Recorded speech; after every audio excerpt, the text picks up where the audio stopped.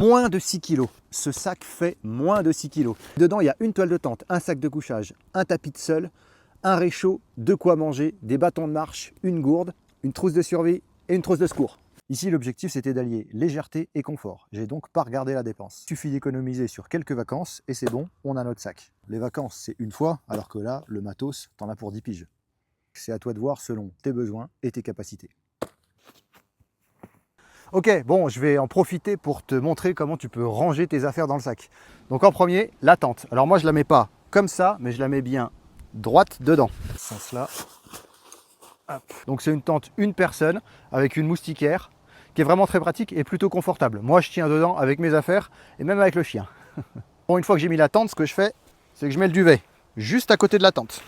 De l'autre côté, voilà, je le pousse bien pour être sûr qu'il aille bien au fond.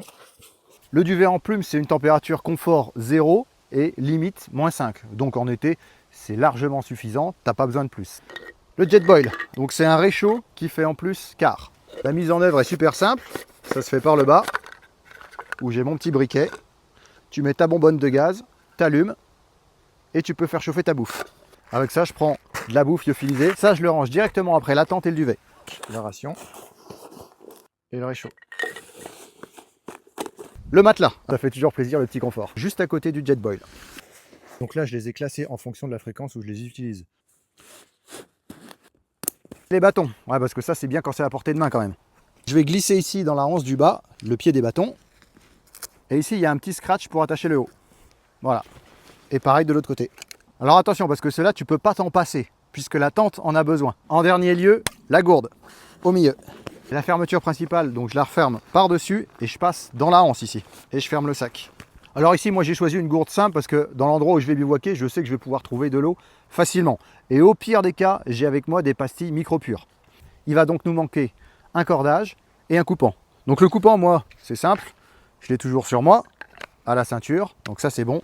Et le cordage, j'ai rajouté de la paracorde sur la bretelle du sac.